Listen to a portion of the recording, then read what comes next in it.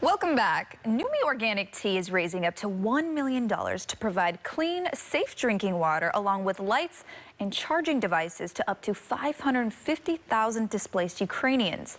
Joining us now to talk more about their efforts is Executive Director of the Numi Foundation, Darian Rodriguez-Heyman. Thank you so much for joining us, Darian. I appreciate your time. Thanks so much for having me, Olivia. Such an incredible initiative. And when you think about it and everything that's going on in the world right now, how did this initiative come about? Gosh, it's, you know, I think we have a pretty robust global network through Numi Organic Tea, the namesake. They're operating in about 90 countries, and so they have a lot of connections in all different parts of the world. And when the Russian invasion occurred, we heard through our network that obviously there was a pretty significant flood of aid that flowed over there. And there were a couple untold stories that surfaced. One was, although a lot of the media attention was focused on the refugees, and at this point the estimate is a bit over 5 million, there weren't that many people talking about what are called IDPs, internally displaced people. So technically you're only a refugee when you leave the country. But there's actually 7 million people that had to flee their homes for fear of their safety, and they're still in Ukraine, and they're living in subway stations and in basements and just trying to stay alive, and they're drinking water out of dirty puddles and streams, whatever they can find. And that was kind of the story that wasn't being told. And so when we heard about this, and we heard that aside from the bulletproof vests and the medical kits, that clean water was actually one of the top needs for the Ukrainian people, and that it was going unmet. That aligned pretty closely to a campaign we've had for a while now called Together for Hope, which historically has been focused on Numi farming communities. But in this case, we really felt like we could redeploy a lot of that infrastructure to help these Ukrainian folks. Wow. And it's when you hear that and just listening to you say that, it gave me chills because, you know, you think about how good we have it here and how some people are in very tough situations. So the fact that this organization is doing so much to help individuals that are displaced is incredible. Now, when it comes to the initiative, this might seem like a simple answer, but why was it so important to reach out to these people and to provide this aid? You know, I think in the world of social impact, it's always a balancing act and kind of a Venn diagram between a mission and a focus of an organization like Numi Foundation and then the timeliness and the need.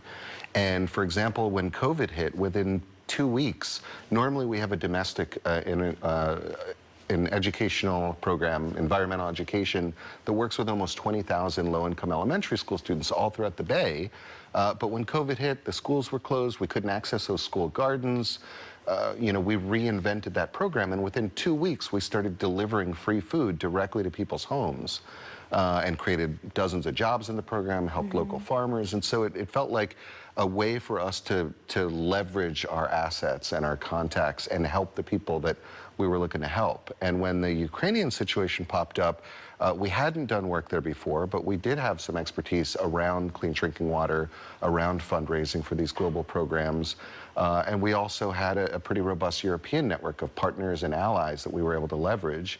And so within a period of just about a week or two, we were able to put together this constellation of partners and actually have veterans deployed as our boots on the ground into Ukraine to distribute these clean water filters. And that is, in and of itself, to have veterans specifically out there helping these individuals is pretty incredible. Was that part of the plan, to have veterans specifically? You know, we hadn't done that before, but for this particular project, because it was a war-torn region, I mean, we've worked in Madagascar, in India, in South Africa, but never in a situation like this. And so it was a very unique situation.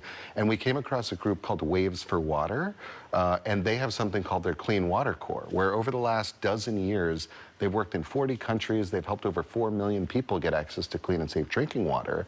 And their particular approach is leveraging and harnessing the experience, the courage, and also the comfort with fluid environments that veterans have who have been deployed to you know, difficult parts of the world.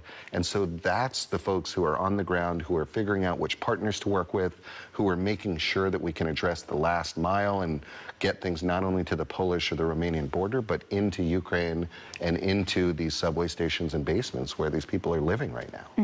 And like we mentioned already, you guys are also providing chargers, way for people to have electricity because they're out here. Not only do they not have clean drinking water, but they don't have access to their phones and stuff like that. So why was that kind of added on to the initiative? Well, what happened, it's kind of, when you decide to set a goal, and the quote that I've heard is, be bold and mighty forces will come to your aid. And so aside from the funders and donors who've stepped forward, we've already raised over $150,000 and already impacted almost 80,000 Ukrainians. But the goal, as you said, is 550,000 of these IDPs. And as we launched the campaign and we were moving forward with Waves for Water, we got contacted by a few different players, including a group called Empowered, which makes solar-powered lights and charging stations.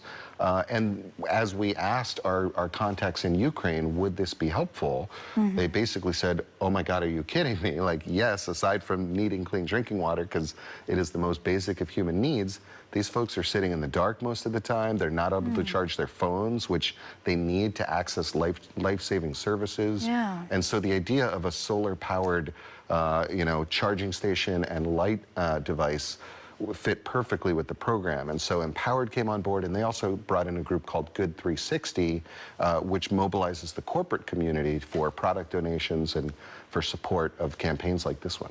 Well, if people would like to get involved or help out, donate, how can they do so? They can go right to the wavesforwater.org website, and it's waves4, F-O-R, water.org, and right on the homepage they'll see a prominent feature around the Ukraine project. Amazing. Well, thank you for all of the work that this incredible organization is doing to help those in need. I think more now than ever, we need kindness in this world, and we need people to help one another out. So thank you for coming on the show as well and telling us about how others can get involved. We appreciate it. My pleasure. Thank you so much for having me. To learn more or to find out how you can help, we'll have a link on our website at liveinthebay.com.